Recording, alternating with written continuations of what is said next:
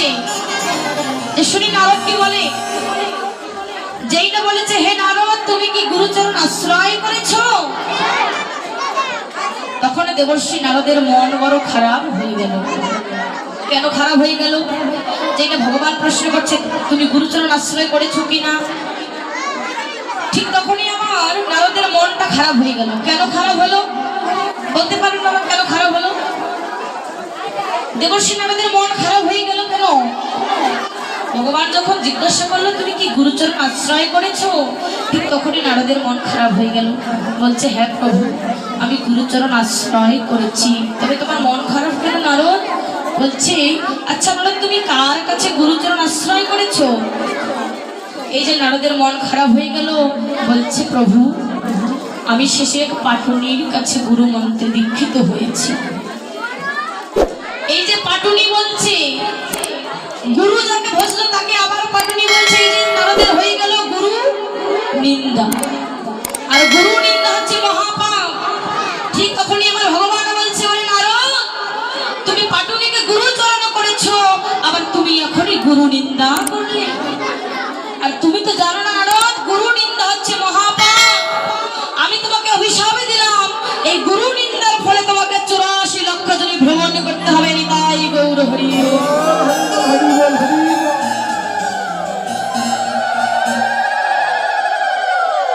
এটা 84 লক্ষ জনি ভ্রমণ কি যাত্রার কথা? দেবর্ষি নারদ বড় চিন্তায় পড়ে গেল। ভগবান আমার এই কথা বলে চলে গেলেন। ঠিক তখনই যখন নারদ চিন্তা করছে তখনই মা লক্ষ্মী এসেছে। বলছে নারদ কি হয়েছে তোমার? বলছে মাগো আমি যে বড় অপরাধ করে ফেলেছি মা। যে কি হয়েছে বলো, খুলে বলো। বলছে মাগো আমি যে গুরুচরণ আশ্রয় করেছি আবার গুরু নিন্দা করে ফেলেছি, যার কারণে গোবিন্দ আমাকে অভিশাপ দিয়েছে, আমাকে 84 লক্ষ জনি ভ্রমণ করতে হবে। তখন মা লক্ষ্মী মুচকি হেসে বলছে নারদ তুমি এই জন্য চিন্তা করছো, আমি তোমাকে একটি উপায় বলতে পারি। যে কি উপায় বলো? তবে শোনো নারদ আমি যে তোমাকে উপায়টি বলবো সেই উপায়ের কথা কিন্তু তুমি তোমার গোবিন্দকে বলতে পারবে না, যে মা লক্ষ্মী তোমাকে শিখে দিয়েছে।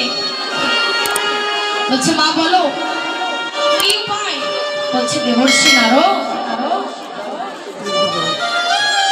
যিনি কিনা এই ত্রিভুবনের ভগবান, স্বর্গমর্ত পাতালের ভগবান, জগৎপতি, সে যখন বদনী করে বলেছে তোমাকে 84 লক্ষ জনি ভ্রমণ করতে হবে, তো তুমি একবার ভগবানকে বলবে হে দয়াময় তুমি যে বলেছো 84 লক্ষ জনি ভ্রমণ করতে হবে, তো আমি তো জানি না যে 84 লক্ষ জনের ঠিক দেখতে কি রকম হয়। তুমি একবার আমাকে মাটিতে অঙ্কন করে দেখাও যে 84 লক্ষ জনের ঠিক কি রকম হয়। আর যেই না ভগবান এসে 84 লক্ষ জনে অঙ্কন করবে, তো তুমি কি করবে জানো? যেই না ভগবান মাটিতে অঙ্কন করবে তুমি নারদ ঠিক তখনই ওই 84 লক্ষ জনি চারিদিকে ভ্রমণ করবে, তোমার 84 লক্ষ জন ভ্রমণ হয়ে যাবে। তাই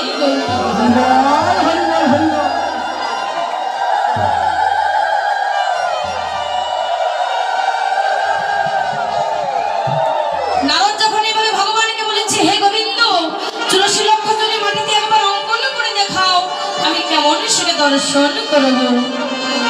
যেই না আমার ভগবান মাটিতে একবার অঙ্কন করে দেখিয়েছে, আর নারদ ঠিক ওই মাটিতে যে অঙ্কন করেছে তার চারিদিকে একবার ঘুরে এসেছে। তখন ভগবান বলছে কি নারদ তুমি কি করছো, তুমি এখানে ঘুরছো কেন? বলছে হে গোবিন্দ যিনি কিনা স্বর্গমর্ত পাতালের ত্রিভুবনের গোবিন্দ, সে যখন একবার হাতে করে অঙ্কন করেছে এটাই হলো 84 লক্ষ জনি ভ্রমণ। নিতাই গৌর।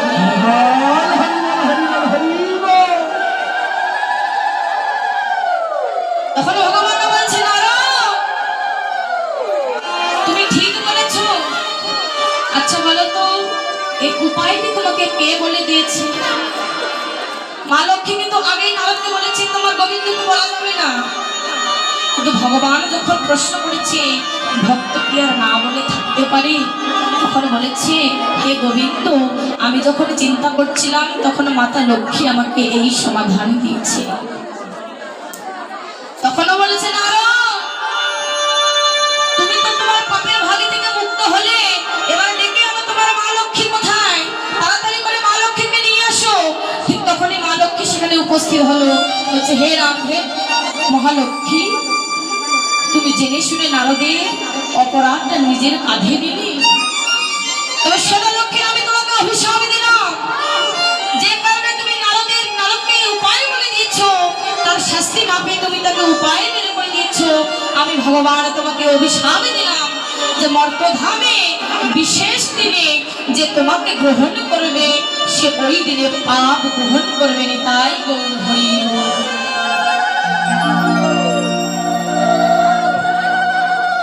এই যে একাদশীর দিনে যে লক্ষ্মী অন্ন গ্রহণ করবে, সেদিন ওই বিশেষ দিনে তোমার মধ্যে পাপ ঢুকে থাকবে, আর যে ব্যক্তি তোমাকে ওই দিন গ্রহণ করবে, ঠিক সে ব্যক্তি পাপ গ্রহণ করবে। তোমাকে ছাড়া তো মর্তবাসী বাঁচবে না, কিন্তু বিশেষ দিনে যে ব্যক্তি তোমাকে গ্রহণ করবে, সেদিন ওই ব্যক্তি পাপ গ্রহণ করবে। তো কেমন ভাবে গুরু হতে গেলে বড় ছোট বিচার করা যাবে না।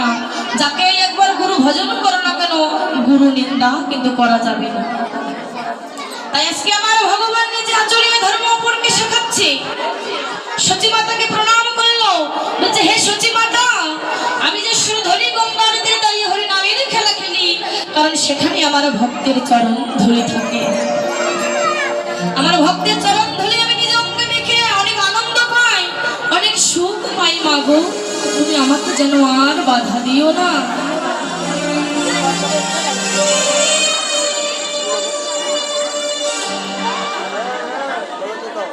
হরি বল। আজকে আমার গৌর হরির ভাব দেখে, গৌর হরির অঙ্গটা দেখে সচী মাতা দেখছে আমার গৌর চাঁদের এমন কাঁচা সোনা অঙ্গটাতে এমন ভাবে ধুলা লেগে আছে। সচী মাতা চিন্তা করছে এত সুন্দর কোমল অঙ্গে ধুলা লেগে গেল। তো যখন আমার গৌর হরির অঙ্গটাতে এমন ভাবে ধুলা লেগেছে, তাই পদের পদকর্তা কি বলছে, গৌর হরির ভাব দেখে কি বলছে, বলছে ধুলাই অধূসর অঙ্গ গদ গদ ভাব,